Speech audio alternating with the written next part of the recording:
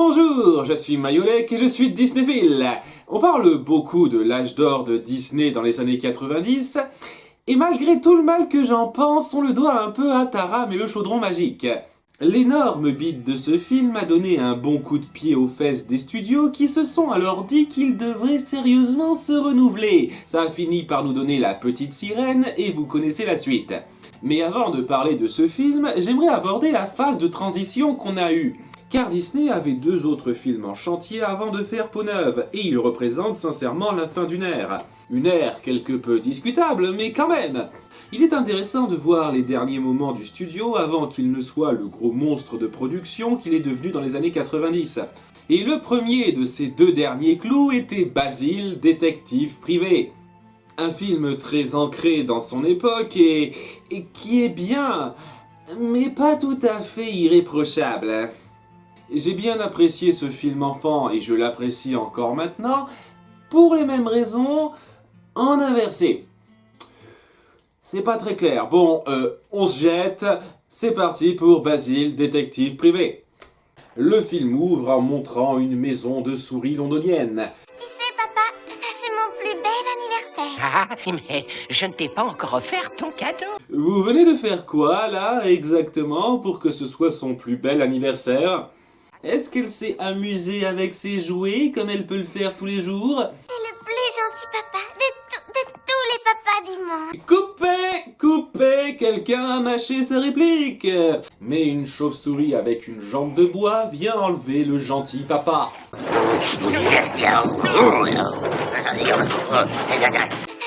plus bel anniversaire. Papa, où tu es ?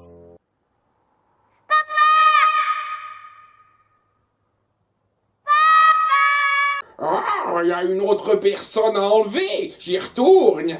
On coupe sur Dawson, notre Watson rongeur, qui, après un discours narratif assez inutile... Nous étions à la veille du 60e anniversaire de notre bonne reine, et cette année-là, le gouvernement de Sa Majesté fut au bord du désastre. Merci pour les spoilers, mec. Tombe sur la petite fille prénommée Olivia. Qu'est-ce qui ne va pas, hein, ma chérie? Il faut que je trouve Basile de Baker Street. Parce que c'est clairement pas une affaire du ressort de la police. Ils se rendent donc chez Basile qui vit en dessous de chez Sherlock Holmes et... Ah, il tombera dans mes griffes. Place, s'il vous plaît, place. Ah, juste ciel. Basile est vraiment un bon héros. Il capture bien le côté excentrique et futé du personnage dont il s'inspire. On est vraiment pris dans ses réflexions hors du commun et sa personnalité colorée. Par contre, j'ai un peu de mal à saisir certaines de ses expériences. À quoi ça sert de prendre plusieurs fois les empreintes des 3 mêmes chaussures ? Et c'est le petit hic autour du personnage. C'est censé être un génie en sciences, mais les scénaristes n'en sont clairement pas. Toutes les sciences qu'on le voit faire sont presque montrées comme le perçoit un enfant de 8 ans. Bref, Olivia lui parle de son problème. Il a été enlevé par une chauve-souris. Une chauve-souris? Avait-elle une aile mal en point? Ça, j'en sais rien, mais une jambe de bois, oui. Ah, ça alors, la connaissez-vous? Non, je ne vois pas du tout de qui il peut s'agir. C'est une chauve-souris au service d'une bête malfaisante que j'ai prise dans le collimateur, le fétide professeur Ratigan. Éclair dramatique.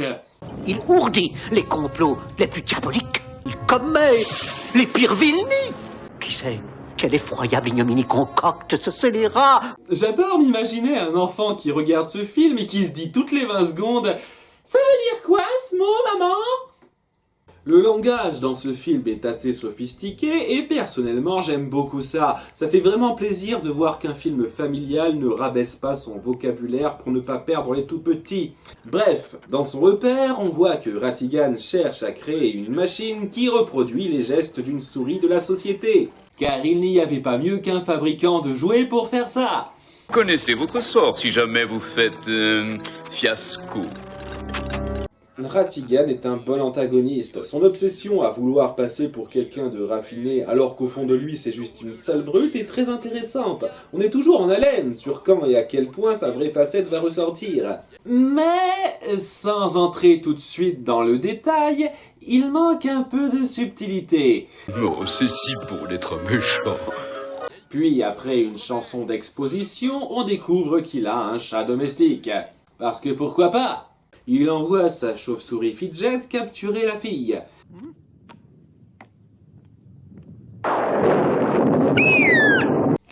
Mais il savait qu'elle était chez Basile parce que... Sérieusement, il n'y a pas un semblant d'explication à comment il peut savoir ça? Son père lui a collé un mouchard pour la surveiller constamment ou quoi? Il prend la fuite, non sans laisser une piste pour le retrouver. Coup de chance! Il n'est pas envisageable que vous nous accompagniez. C'est non, point final. Et elle les accompagne. Je commence à me lasser un peu de cette blague. Et puis, blague ou pas, c'est juste un manque total de discernement de la part de tout le monde. Personne de sensé n'accepterait de laisser une jeune enfant participer à une chasse aux malfrats. C'est presque comme si le film tenait à ce qu'elle se fasse capturer.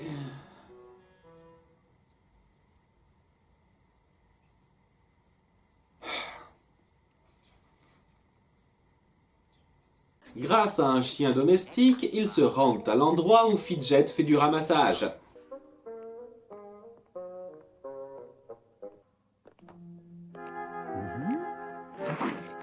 Ah, échec et mat. Comment tu peux savoir que c'était le tour des Noirs? Fidget distrait les deux acolytes et kidnappe la fille. Quelle surprise! Et il parvient à leur faire faux bond. Elle a été littéralement escamotée par ce démon, ce véritable monstre. Elle va être la proie de l'être le plus corrompu de notre bonne ville de Londres. Vous auriez peut-être dû y penser avant de la laisser vous accompagner. Ratigan se sert d'elle pour motiver son papounet avant de la faire enfermer. Et ça, qu'est-ce qu'attendez? Une des plus grandes répliques de méchant qui soit. Quoi? Basile est sur le coup? Tu n'es qu'un infâme! Mais c'est vous qui m'avez dit d'aller chercher la fille et elle était chez lui. Comment as-tu su qu'elle était chez lui? Et d'accord, j'ai le béguin pour sa bonne, c'est pour ça que je suis passé vers chez lui. Tu n'es qu'un infâme résidu!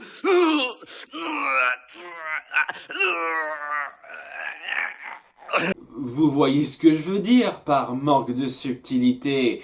Heureusement, Fidget a laissé un papier derrière lui qui permet de retrouver sa trace. Pourquoi ils ne refont pas tout simplement flairer son bonnet par le chien, je ne sais pas, et ils se rendent déguisés au troquet malfamé où est passée la chauve-souris. Personne ne le reconnaîtra avec une moustache et une casquette bleue. On vient juste de rentrer au port et on voudrait bien retrouver un de mes vieux potes, Ratigan. Tu passes vachement inaperçu, Basile. D'ailleurs, tout ça ne sert à rien car ils aperçoivent Fidget après ça et se contentent de le suivre en douce. Mais pas avant quelques scènes de bar clichés pour le remplissage, comme la baston générale et la chanson sexy pour chauffer les ardeurs. Laissez-moi vous gâter. Disney! On faisait du Fury avant que ce soit tendance. Dawson est drogué mais ça lui passe vite. Et ils suivent donc la chauve-souris jusqu'au repère de Ratigan, mais ce dernier attendait leur venue. Splendide performance. Oh, à propos, Basile, j'adore la façon dont vous êtes déguisé. Et moi j'adore la façon dont il ne fait rien. D'accord, il est encerclé, mais il reste bêtement planté sur place. Et ça suffit à le démoraliser. C'est un héros plutôt défaitiste là. Il les laisse dans un piège à retardement, ma foi, assez fun avant de partir. Parce que c'est une tradition chez presque tous les méchants d'espionnage des années pré-2000.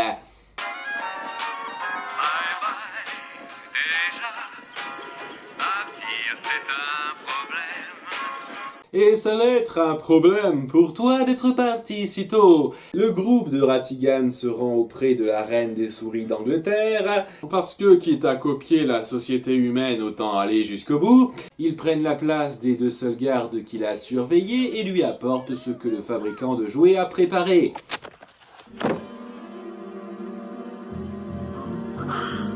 C'est extraordinaire. Surtout quand on sait que ça a été fait en un seul jour de boulot. En effet, Dawson, cette fois, j'ai trouvé mon maître, je l'avoue. Oh, je vous en prie. Battu, dupé, la risée de... Oh, si déjà vous abandonnez, autant tout déclencher qu'on en finisse. Déclencher l'affreux engin? Oui. Oui. Et voilà qui aura été la seule utilité de Dawson. En dehors de cette réplique déclenchante et du fait qu'il a emmené Olivia chez Basil au départ, ce personnage n'aura rien apporté dans la résolution. Donc, quand à la fin Basil dit qu'il forme un super duo, j'ai légèrement du mal à l'avaler. L'angle de la trajectoire multiplié par la racine carrée du triangle isocèle nous donne x plus 4 égale 0. Selon le principe de Quatermain, d'opposition des forces en mouvement 49-13. Attends, t'as pas parlé du théorème de Thalès, là? Via le pouvoir du n'importe quoi, donc, ils s'en sortent et partent stopper le plan de Ratigan, qui consiste à remplacer la reine par son robot commandé afin qu'elle le déclare dirigeant absolu. Je vous présente le nouveau prince consort, le professeur Ratigan.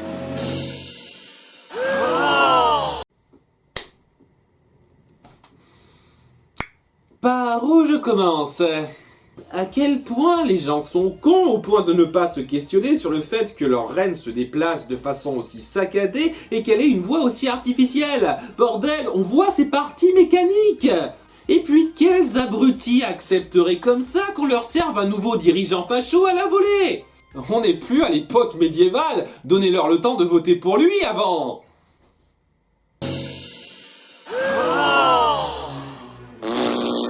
C'est quoi votre fixette avec le tirage de langue dans ce film? Règlement 96.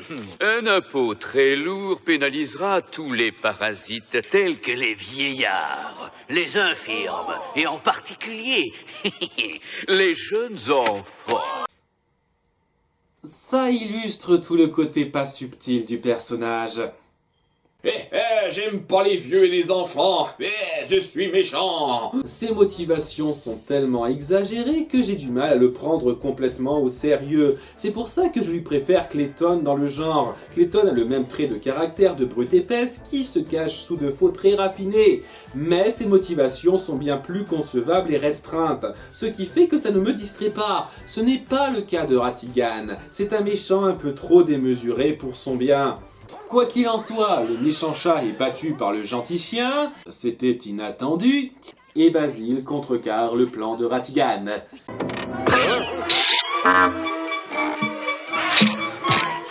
Professeur! Oui, professeur, vous n'êtes qu'un petit plantus rangurus.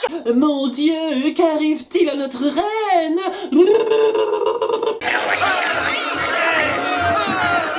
Pour s'échapper, il capture Olivia.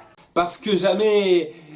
Une 102, merde. Ne bougez pas, ou c'est la mort pour elle. Vite, Dawson! Bougeons! Les méchants s'échappent en dirigeable, mais Basil et ses amis arrivent à créer un grand ballon en 30 secondes. Comme quoi, quand on a la motivation... Si ça marche comme ça, vous devriez pas pouvoir les pourchasser très longtemps. Il va falloir lâcher du lest. Ah, excellente idée. Fidget meurt comme une merde, ce qui est un peu décevant vu toute la contribution qu'il a apportée avant que nos deux rivaux n'atterrissent dans Big Ben. Parce que bien entendu qu'on allait montrer Big Ben dans un film qui se passe à Londres. Cela dit, je reconnais que la scène d'action finale est très bonne, avec Ratigan qui laisse complètement ressurgir sa vraie nature et qui est vachement flippant là. La partie n'est pas encore terminée!